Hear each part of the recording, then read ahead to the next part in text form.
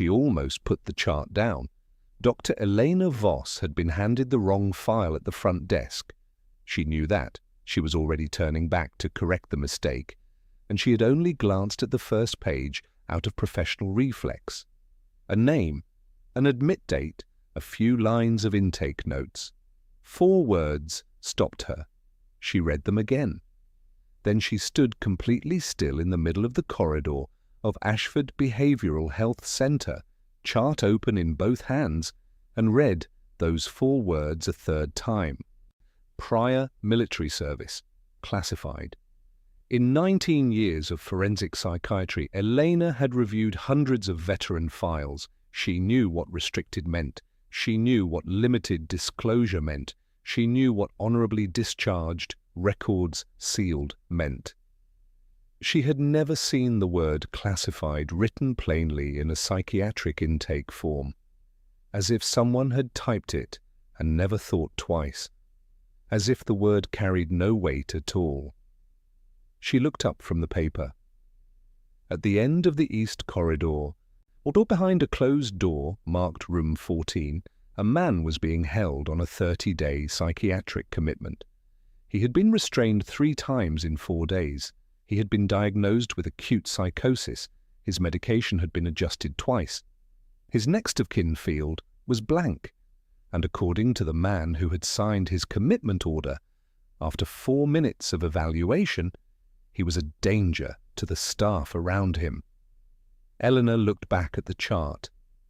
She turned to the physical description page, 6'2", 47 years old, scar tissue on both forearms consistent with, and here the intake nurse had written simply, old injuries, undetermined origin. She turned to the behavior log. Day 1. Patient refused oral medication, required physical management. Day 2. Patient stood from chair without warning during group session. Orderlies intervened. Day 3. Patient made repeated claims about another patient on the ward. All claims assessed as paranoid ideation. Day 4.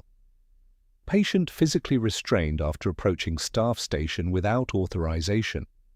She closed the chart. She looked at door 14.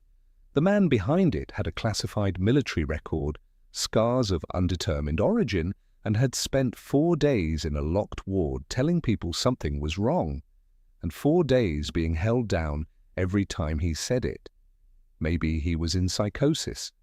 Elena had been wrong before, but in 19 years, she had developed a particular instinct for the files that didn't add up, for the cases where the diagnosis arrived too quickly and the questions came too slowly. This file did not add up. She walked to the nurse's station. "The patient in room 14, she said. "Marcus Hale. I'd like his full file, and then I'd like to see him." The nurse at the desk looked up. "Are you his attending?" "I am now," Eleanor said. She had no idea yet what she was walking into. By the time she did, it would be too late to walk back out. Marcus Raymond Hale was sitting on the edge of his bed when Elena opened the door. Not rocking, not pacing, not doing any of the things the behavior log had prepared her for. He was sitting with his forearms resting on his knees, spine perfectly straight, staring at a fixed point on the floor 3 feet ahead of him. He looked up when she entered. His eyes were dark brown and completely, unnervingly clear, and that was the first thing that struck her. And in 20 years of psychiatric practice, Elena had learned to trust what struck her first. She had developed an instinct for the eyes of a man in psychosis, the slight unfocus, the way attention slides past you like water around a stone. Marcus Hale's eyes did not slide. They landed on her like weight, like something dropped from a height and held. This man was not in psychosis. She pulled the chair from the corner and sat down across from him, but holding his chart loosely in her lap. She did not announce herself as a psychiatrist. she said simply. "My name is Elena. Do you mind if I sit with you for a while?" He watched her for 3 full seconds. "You're not from this unit," he said. "No, I came in for a different patient. I ended up with your chart by mistake." Something moved across his face. Not emotion exactly, more like adjustment. The way a person recalibrates when a variable they hadn't accounted for walks into the room. "Room 7, he said. "Tell me about room 7. He looked at her steadily. "Are you actually going to listen? Or are you going to write down what I say and use it to extend the hold?" "I'm going to listen," Elena said. "What happens after that depends on what you tell me." He considered this. Then slowly he leaned forward. "The man in room 7, admitted 2 days before me, says he's a retired insurance adjuster from Columbus. He's not." Marcus paused. Yesterday he made a call from the ward phone. I was close enough to hear 2 words before he hung up." Another pause. "You don't need to know what those words were to understand what they mean. What you need to understand is that a man checks himself into a locked psychiatric ward voluntarily, right before I get admitted, and makes a call that has nothing to do with family, with his doctor, with anything a patient in a behavioral unit has reason to say." Elena kept her face still. "What do you think he was doing here?" she asked. "Watching me," Marcus said, simply, as if it were obvious. "Why would someone watch you?" "Because of what I know," he said, "and because of what I was trying to do before they picked me up on that highway." Elena looked at him for a long moment. "The highway?" she said. "Tell me about that." He looked at his hands.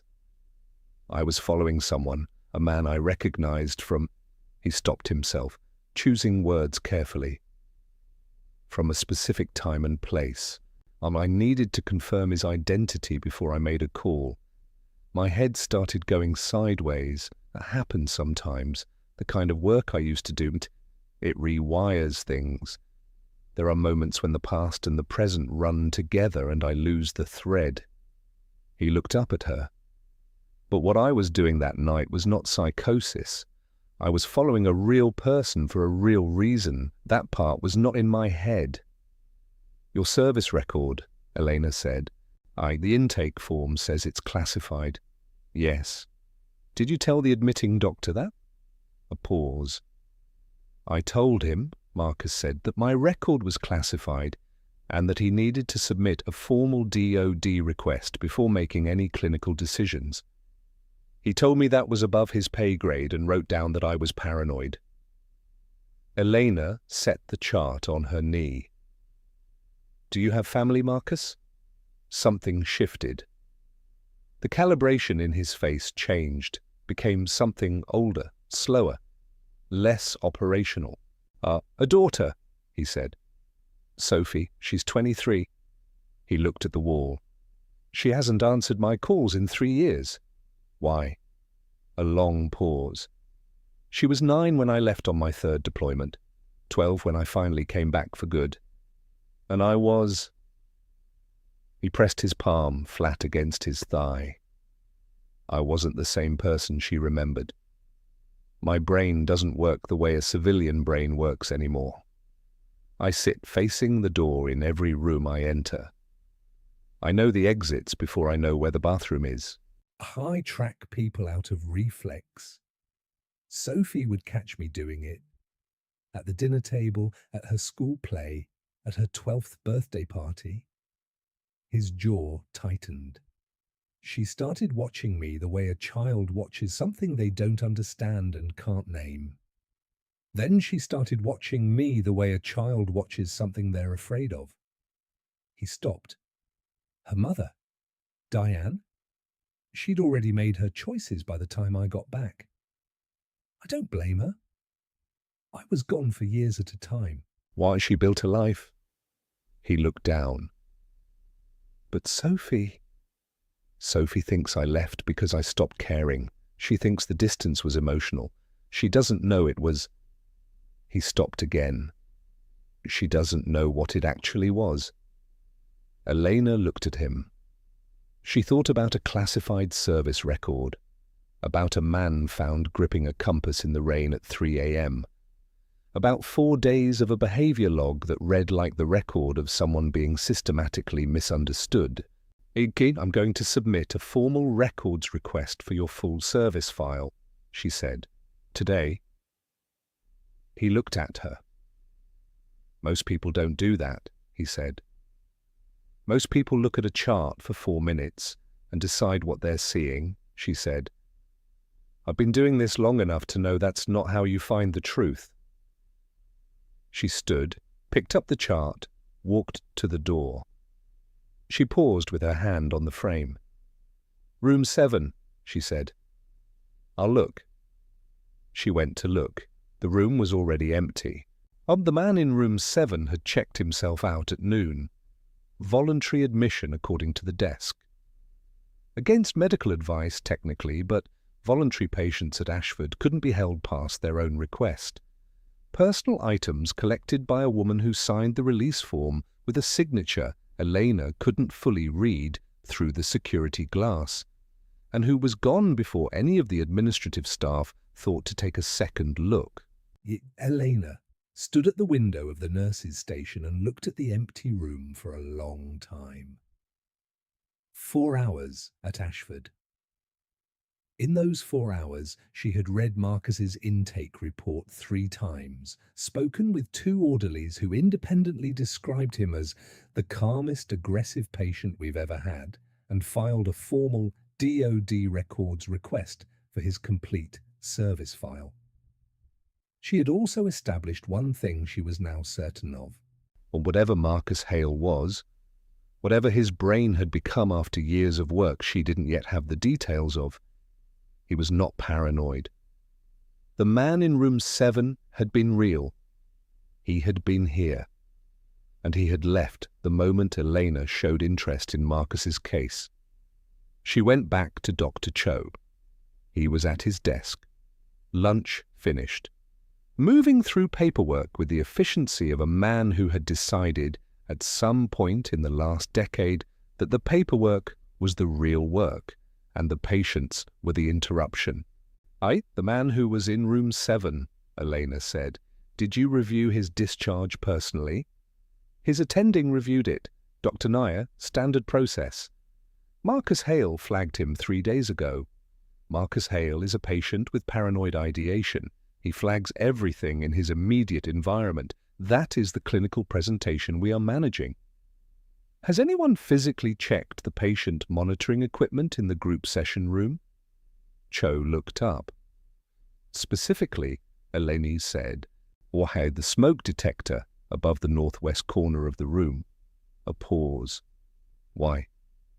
"Because Marcus told me to check it, and everything else Marcus has told me to check has turned out to be worth checking."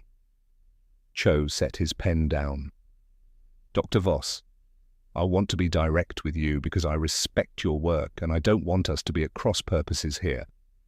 Marcus Hale presents with a very seductive clinical picture. He's coherent, he's articulate. He makes eye contact and he speaks with precision and what feels like authority. That presentation is not uncommon in patients with paranoid features. In fact, it can be one of the more persuasive ones.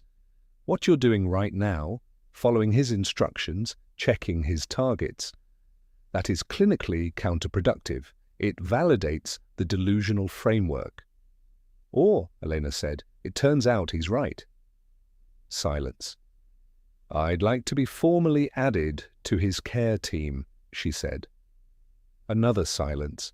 "You were brought here for the Whitfield consult." "Which I completed this morning. I'm requesting an extension of my involvement." Cho looked at her with the particular expression of a man weighing 2 options and not loving either of them.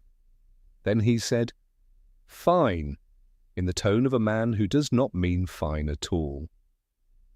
Elena found Terry Owens, the lead day orderly, in the break room at 3 o'clock. Terry was 31. Former high school athlete, and now carrying the particular physicality of a man who spent his days managing unpredictable situations with his body instead of his authority. He had been the one to restrain Marcus twice. He was, from everything Eleanor had observed, genuinely good at his job and genuinely conflicted about this particular patient. "Walk me through the second restraint," Elena said. Terry wrapped both hands around his coffee cup. "Group session," and Marcus stood up in the middle of it and said someone was recording the room. I told him there was no recording. He pointed at the smoke detector above the corner table. I told him it was just a smoke detector. A pause. He said, and I remember this exactly because it stopped me, he said, "Terry, look at the serial number on the back." Eleanor waited. "So I looked," Terry said. He stared into his coffee for a moment. The original smoke detectors in this building all have a specific unit code stamped on the back plate. It's the same across every room. I've checked them before during fire drills. That one didn't have it. The plate was blank. The unit had been replaced. He looked up. I didn't know what it was, but it wasn't the original smoke detector. "Did you report it to Doctor?" "Old Cho?" "He said maintenance probably swapped it during a routine check, and newer units sometimes have different markings." "Has maintenance ever conducted a room swap during an active patient session without prior notification?" Terry looked at her steadily. "In 6 years here? No, never." Elena nodded. "He restrained Marcus anyway," she said. "Not as a question."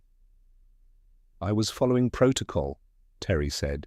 "Patient became agitated during a session. Protocol says—" He stopped. "I followed protocol." He picked up his coffee. "Doesn't mean I feel great about it." The DOD records envelope arrived on Wednesday, 3 days after the request. Faster than Elena had expected and slower than she could afford. She opened it in the small temporary office the administrative staff had cleared for her. She spread the pages across the desk and read, without moving for 2 hours. Marcus Raymond Hale. Born 1976, Knoxville, Tennessee. Enlisted U.S. Army, age 19. Special Forces training completed with distinction. Assigned to Elite Special Operations. The specific unit designation redacted, but the operational history that followed made the designation unnecessary. Marcus Hale had conducted 14 confirmed hostage rescue operations over 11 years of active service, 4 countries, 3 continents, locations that in several cases existed in the record only as coordinates, not names. And he had been the primary entry operator, first through the door, in 9 of those 14 missions. In all 14, every hostage came home alive. Elena set that page down carefully. She picked up the next one. In the final operation, conducted 18 months ago at a location identified only as Site Echo, Marcus Hale had been the only member of his 6-man team to survive. She read it again. The only survivor. The after-action report was redacted. The operational summary was sealed. Or what remained was a single medical note from a military physician dated 16 months ago. And it was this note, more than anything else in the file, that made Elena put the paper flat on the desk and sit back in her chair. The note read, "Despite severe psychological trauma following catastrophic team loss, patient demonstrates extraordinary baseline cognitive function.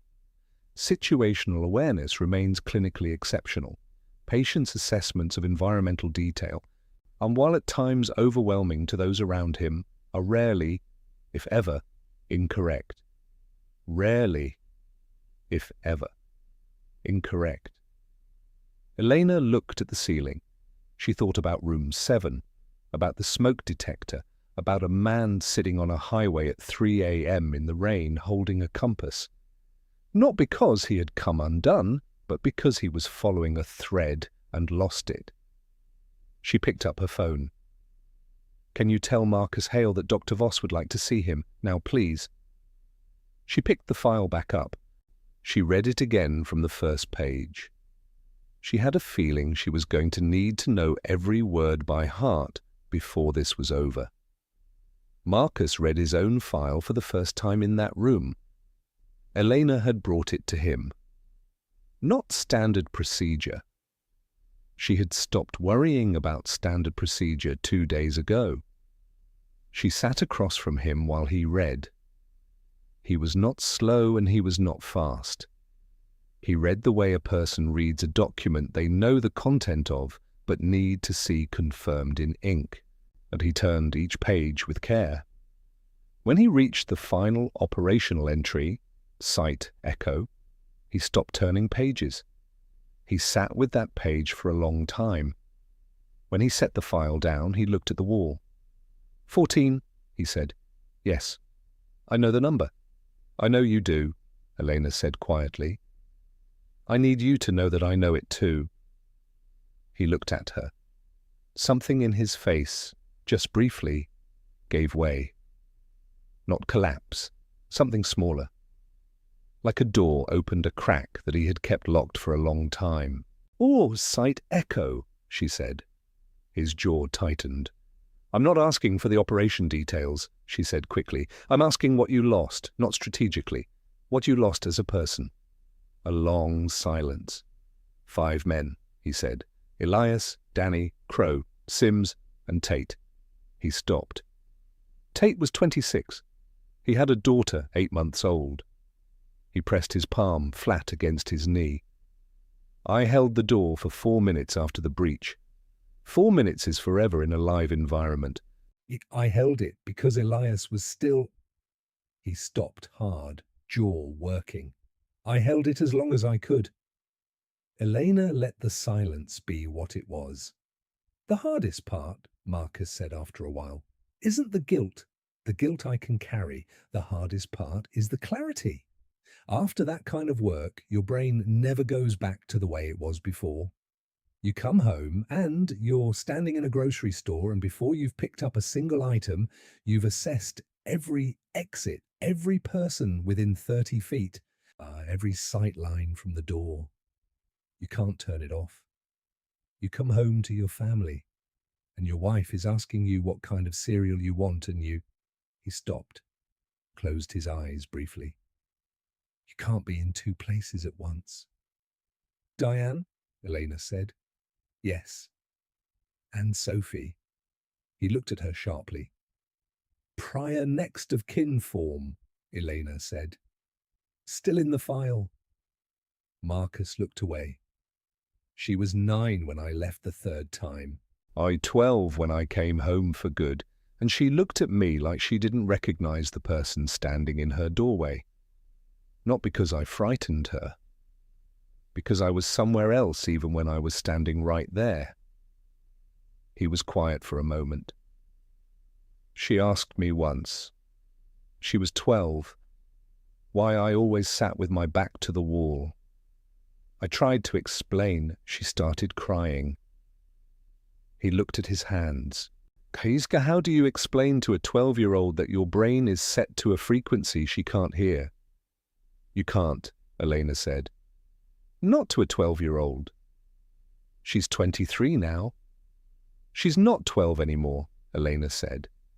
She set something on the bed beside him. A small paper. Sophie Hale, Cincinnati. A phone number she had found through a legal record search that morning. Marcus looked at it. He did not touch it. "She won't answer." "You don't know that." "I've called." She knows it's me." "You've called," Elena said carefully, as the man who couldn't explain why he sat facing the door. "You haven't called yet as the man whose file I just read." She paused. "She thinks you left because you stopped caring. She doesn't know what her father actually spent 11 years doing. She doesn't know about the 14 doors." Silence. long, wide. Then the door to room 14 opened. Terry stood in the frame, and his face was carrying something, the specific expression of a man who has seen something he doesn't want to be the one to report. "Dr. Voss," he said, "Dr. Cho needs you, right now." Cho's office. Cho was standing, not sitting. Standing behind his desk with his arms at his sides, and beside him was a man Elena had not seen before, medium height, late 40s, grey suit that was a grade too good for this neighbourhood, no hospital ID, no visitor badge, or carrying the particular stillness of a person trained to take up less space than they actually occupy. "Dr. Voss," Cho said. His voice had changed, careful in a way it hadn't been before. "This is Mr. Porter. He's a federal liaison. He has some concerns about materials that were released in connection with a patient here." Mr. Porter looked at Elena. Polite. Entirely empty. "Dr. Voss," he said, "we understand you've requested and received service records for a patient named Marcus Hale." "I submitted a legal records request through proper DOD channels. The file was provided to me by those same channels." "Yes, there was an error in the processing. The records were released at a classification level above your clearance authorization. We'd like to collect the file and make sure it's handled appropriately going forward." Elena said nothing. She was thinking about the smoke detector that wasn't a smoke detector, about the man in room 7 who checked out at noon on the day she showed interest, about the word classified in an intake form nobody had questioned. "I'll need to verify your credentials and confirm the retrieval request through the DOD main contact line before I return any materials," she said. Porter smiled. It was a functional smile, built for professional use, like a tool kept in a drawer. "Of course," he said. "We'll have the confirmation to you by close of business today." He held out his hand for the file. Elena looked at his outstretched hand. She looked at Cho, who was not meeting her eyes. She said, "I left the file in my office. I'll retrieve it once I've confirmed your authorization." She walked out. Straight back to Marcus's room. He was already standing when she walked in. One look at her face and he said, "Who came?" "A man named Porter. Says he's a federal liaison. He wants the file back." Marcus's jaw tightened. "Is that a standard thing?" she asked. "A federal liaison showing up at a civilian hospital to retrieve a service record?" "No," he said. "It is not." "Then what is it?" He looked at her directly. "It means someone is watching this situation closely enough to move fast when you requested that file." A pause. "Elena, the reason I was on that highway that night, it wasn't random. It wasn't a breakdown. I recognized a man from the operation that killed my team. 18 months ago at Site Echo, someone changed the coordinates of our extraction point before we got there. Someone on the inside of our own operational chain. 5 men are dead because somebody decided we weren't supposed to bring back what we were bringing back." His voice stayed flat, steady. The voice of a man who has had this thought every day for 18 months and has had a long time to make peace with what it means. "I've spent a year and a half trying to find a way to prove it. What I was doing on that highway was the closest I'd ever gotten." He paused. "And now a man in a grey suit is standing in this building asking for the file." The room was very quiet. "How many people know what you know?" Elena asked. "One," he said. "A woman I trust. She's been building the case on her side. She needs corroborating testimony from me, but I needed to confirm one more piece first." He looked at the door. The man on that highway was that piece." "Give me her name," Elena said. He looked at her for a long moment. "Priya Sands," he said. VA Office of Inspector General. Elena stood up. She had 2 copies of that file, one in her locked bag. She was about to make a third. Elena made 2 calls in the next 20 minutes. The first was to the DOD main contact line, which confirmed in under 3 minutes that the Office of Federal Liaison Services had no record of a Mr. Porter being dispatched to Ashford Behavioural Health Centre on any date in the past 6 months. The second call was to Sophie Hale. Sophie answered on the second ring. Silence when Elena said her name. "I'm a doctor at Ashford Behavioural Health Centre in Ohio," Elena said. "Your father is a patient here. I need you to know he's physically safe. But I also need to tell you something that I believe you have the right to know. Something your father has never been legally permitted to tell you himself." A long silence.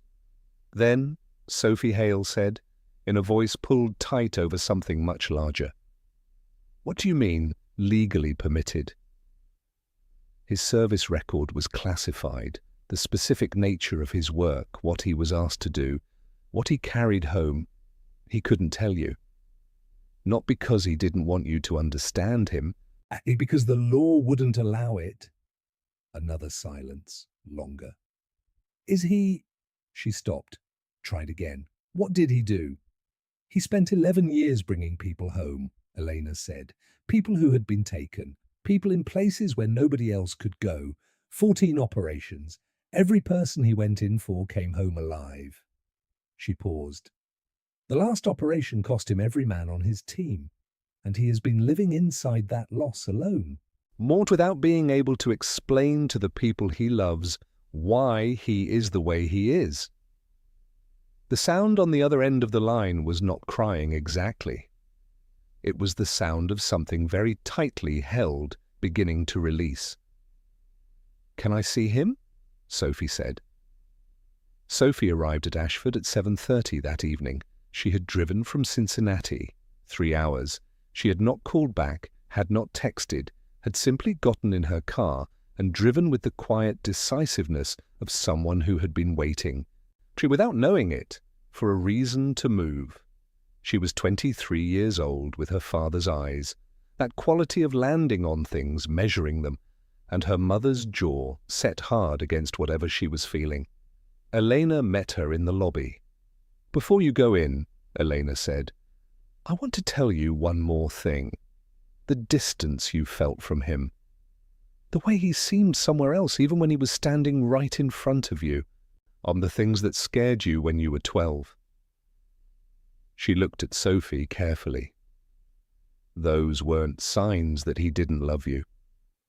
They were the marks of what he'd been doing. He was wired for a world you couldn't see. He couldn't turn it off. Not because he didn't want to come home, but because his brain had been rebuilt around keeping people alive, and that doesn't have an off switch." Sophie's eyes were bright. "He's been trying to reach you for 3 years, Eleanor said. Sophie pressed her lips together and nodded once, tightly. "Can we go?" she said. "Room 14. Elena knocked, opened the door. Marcus was on the edge of his bed. He looked up. He saw Sophie. Whatever years of operational conditioning had built inside Marcus Hale, whatever layers of control and discipline and professional stillness, it came apart in approximately 1 second, not loudly, not dramatically, quietly, the way something long under pressure finally releases. He stood up from the bed, crossed the room, and put his arms around his daughter. She was crying. He was not saying anything, not a word, just holding on. Eleanor stepped back into the corridor and pulled the door closed behind her. She stood in the hallway, breathing. Terry materialized at her elbow. "Porter is still here," he said quietly. "He's been with Dr. Cho for 50 minutes, and there's a second person with him now. A woman came in through the side entrance." "And nobody logged her?" Elena thought of Priya Sands's voice, careful, measured, giving her as much as she could over an open line without saying the words that would make it real. She had photographed every page of Marcus's file and sent it to Priya's secure address 40 minutes ago. "Terry," she said, "do you trust me?" He didn't hesitate. "You're the only one in this building who looked at the smoke detector," he said.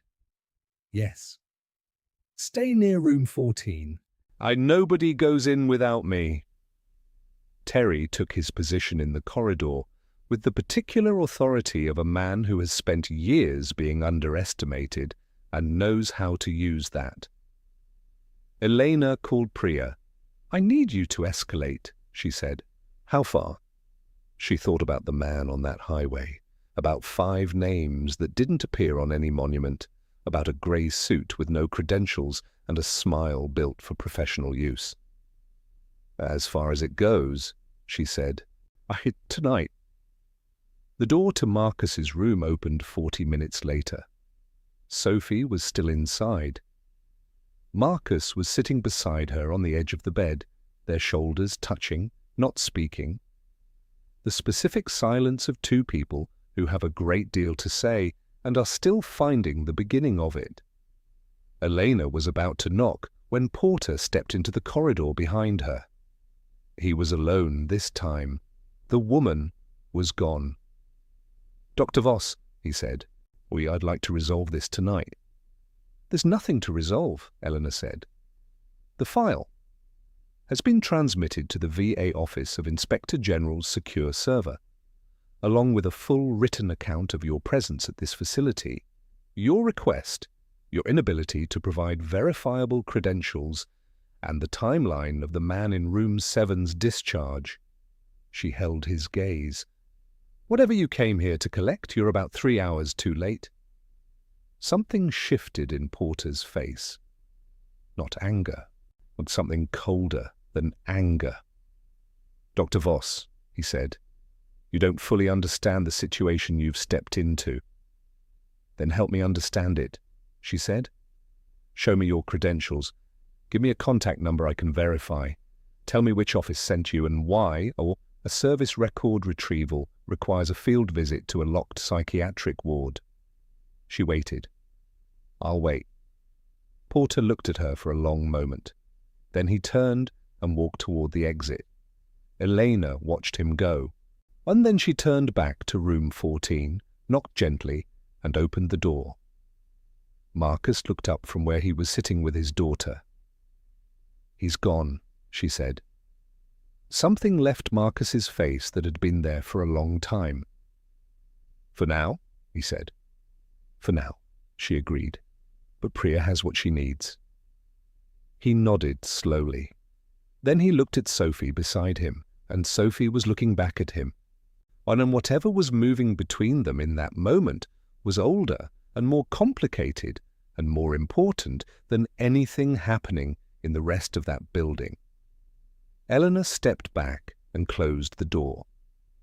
Eleanor went to Cho's office at 8 o'clock that evening. She had waited until Porter was confirmed gone. She had waited until Marcus and Sophie were settled, and Terry was outside their door. And then she had picked up Marcus's file, walked down the east corridor to the administrative wing, knocked on Cho's office door, and when he said "come in" the voice of a man who had been sitting alone for a while, she had walked in and closed the door behind her. Cho was at his desk. The overhead light was on, but the blinds were closed. He looked, for the first time since she had met him, like a man who was tired in a way that had nothing to do with the hour. Eleanor put the file on the desk between them. Open to the first page. She sat down. "You had this file," she said. "I told you. The request takes—" "You didn't request it," Elena said. "I checked with the DOD Records Office this afternoon. There is no prior request in the system from Ashford Behavioral Health Center for the service records of Marcus Raymond Hale.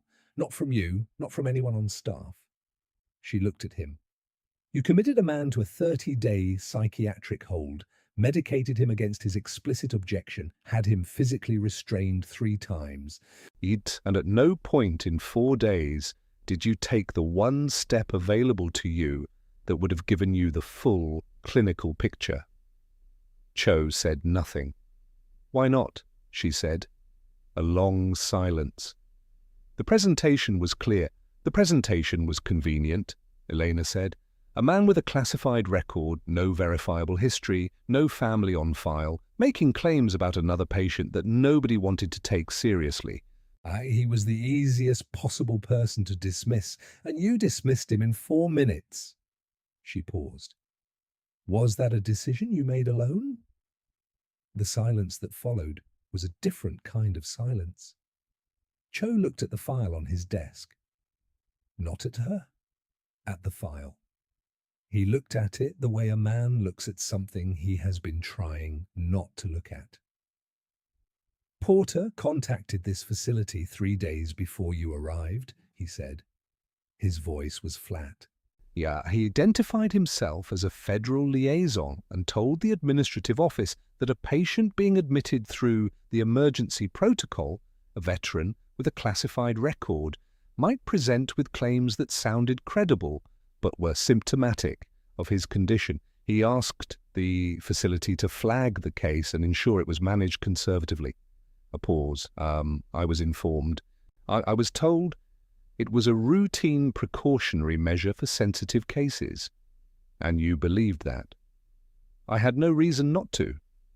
You had a man in front of you with eyes that were fully clear, making specific, verifiable claims, asking you to take one procedural step that your own clinical guidelines recommend for veterans with classified records.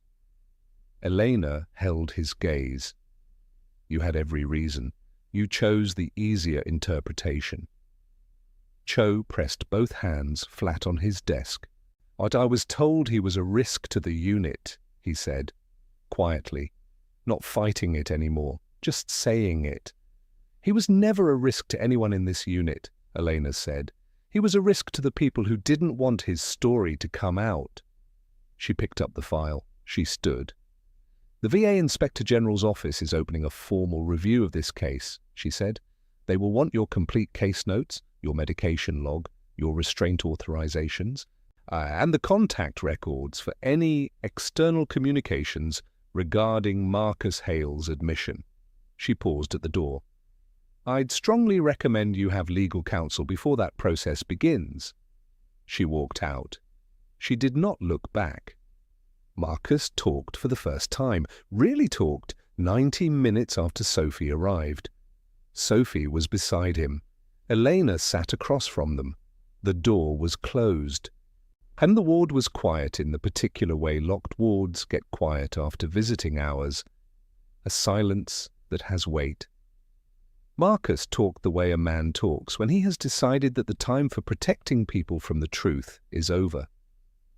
18 months ago, he said, my team was sent in to extract someone. Someone carrying documentation, evidence, of an arrangement between a US-linked security contractor and people who should not have been doing business with anyone connected to this country. He paused. The operation went cleanly until we reached our extraction point. By the time we got there, the coordinates had been changed. Someone inside our own chain had changed them. Someone who did not want that documentation to come home. Sophie was listening, perfectly still. 5 men died in that building, Marcus said. 5 men I had served beside for years. Men I knew better than I knew anyone in my personal life. They died because somebody decided that protecting a business arrangement was worth more than their lives. His voice did not break. It stayed even, steady, the voice of a man who has carried this for a year and a half and learned the shape of it. I came back. I went through the official processes. I was told it was a systems failure. A technical error, no accountability, case closed. He looked at his hands. I couldn't let it stay closed. The man on the highway, Elena said, he was connected to the contractor. I recognized him from a pre-operation briefing photograph. I have a specific memory for faces. It's something the work built into me. I was trying to follow him far enough to confirm the connection and get what I had to Priya. My head started going sideways before I could finish. I lost the thread. He looked at Sophie. That happens. It's one of the things I live with now. My brain sometimes drops the present and pulls up the past, and I lose where I am. It's not psychosis, it's injury, the kind you don't see on a scan. Sophie was watching him. She had not let go of his hand. "When they picked you up," she said quietly. "The compass." "Yes." "Why the compass?" He looked at her. Something crossed his face. "Older than anything else in that room. Your grandfather gave it to me the day I enlisted," he said. "He said, no matter where they send you, that thing will point you home. I've carried it in every operation I ever ran." He paused. "On that highway, when my mind started going, I held on to it because I was trying to hold on to the direction home. It was the one thing I could feel in my hand that told me there was something to come back to." Sophie's eyes were wet. She didn't say anything. She leaned her head on his shoulder. Marcus looked at the ceiling for a moment. Then he said very quietly, "I should have found a way to tell you. Not the classified parts, the other parts. The parts that were just who I became and why." He stopped. "I should have found a way." "You're finding it now," Sophie said. 3 weeks later, Ashford Behavioural Health Centre issued a formal clinical review of Marcus Hale's case. The review had been initiated by the VA Office of Inspector General, which had opened a parallel inquiry into both the circumstances of Marcus's commitment and the conduct of individuals who had accessed the facility during his hold. The review process was thorough, documented, and, in the way of institutional reviews that arrive too late to prevent what they are examining, deeply uncomfortable for everyone involved. Dr. Raymond Cho did not submit his resignation before the review was completed. He faced it. Elena had not expected that. She had expected him to disappear behind paperwork and lawyers, the way institutional figures usually do.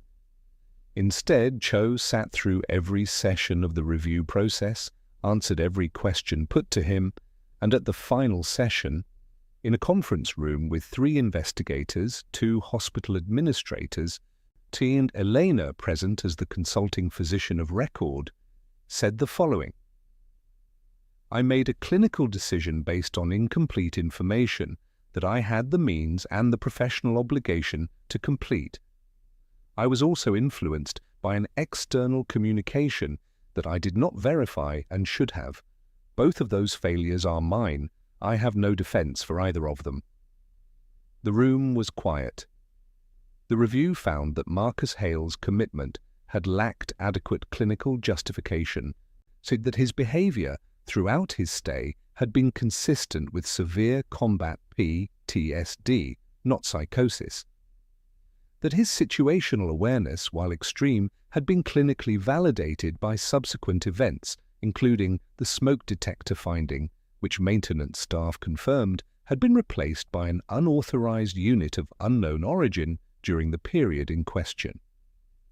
Cho was placed on administrative leave pending a formal licensing review. He did not contest it. And Marcus was discharged on a Tuesday morning. Sophie picked him up. She had been back in Knoxville for 2 weeks, had moved back. She was clear about that distinction, not temporarily returned, but genuinely moved back, because she had decided that rebuilding something required being present for it. She had taken a remote position with her employer. She had rented an apartment 8 minutes from her father's house. She did not frame any of this as sacrifice. She framed it as a decision. Marcus had said once that the difference between someone choosing to be somewhere and someone feeling obligated to be somewhere was the most important distance in the world. She had paid attention. Elena met them in the lobby. Marcus shook her hand. He was not a man who expressed gratitude easily. She had understood that about him in the first 10 minutes of their first conversation. He said it anyway. "Thank you," he said. "Work with Dr. Abasi," she said. "Oh, he's the right person for where you are." "I will. And when it gets hard, and it will get hard, don't disappear on her." He looked at Sophie, who was standing by the exit with her keys in her hand, and that particular set to her jaw that Elena had now seen in both of them. "She doesn't need protecting," he said. "No," Elena said. "She needs you present. That's different." He picked up his bag. At the door, he paused. "The investigation," he said. "Priya's case." It'll take time. Most things worth doing take time. The people who changed those coordinates, they're still operating. Priya knows where to look now, Elena said. And she has your testimony. He held her gaze for a moment. Then he nodded, once, and walked out to his daughter. 3 months later, Marcus Hale's kitchen table in Knoxville, Tennessee on an early morning. Coffee. The newspaper folded to page 7. Sophie in the next room. Her choice? Her apartment? 8 minutes away. Aye, but she came for breakfast 3 times a week, and that had become the shape of things. A small article. Mid-size independent outlet. 4 paragraphs about a VA Inspector General preliminary report on irregularities in contractor records management connected to a classified DoD program, no names. 1 footnote referencing the testimony of a decorated Special Operations veteran whose civilian commitment records had been improperly managed. No major network carried it. It ran under a story about a proposed highway expansion. Marcus read the footnote twice. He folded the paper. He called Sophie's name. She appeared in the doorway with her own coffee. "You want more?" she said. "In a minute." He picked up the compass from the table beside his cup. The old brass one, worn smooth from decades in the same hand, dented along one edge from an impact he had never explained to anyone. He held it out. Sophie looked at it. "I want you to have this," he said. She looked up at him. "I know where home is now," he said. "I don't need it to find the way anymore." Sophie set her coffee down. She took the compass from his hand. She turned it over, watched the needle settle, held the weight of it in her palm, held the weight of everything it had been through, everywhere it had been, all the dark doorways it had accompanied him into and back out of again. She wrapped her fingers around it. She pressed it against her chest. On a Marcus Hale, who had been first, through 14 doors, who carried 5 names that no monument would ever hold, who had sat in a locked room for 3 weeks, waiting for someone to read the file that told the truth of who he was, reached across the table and picked up his coffee. He faced the window. For the first time in longer than he could count, the door was at his back. And that was okay. That was more than okay. Marcus Hale didn't need to be saved. He needed to be seen. And the distance between those two things, or what's that gap, that failure, is where most institutions fall short of the people inside them. If this story reached you, if it made you think about the person in the room that everyone else has already decided they understand, and share it with someone who needs to hear it. Marcus and Sophie's story isn't finished, and neither is Priya Sands's case. The thread Marcus was following on that highway. We haven't finished pulling it yet. Oh, you know where to find us.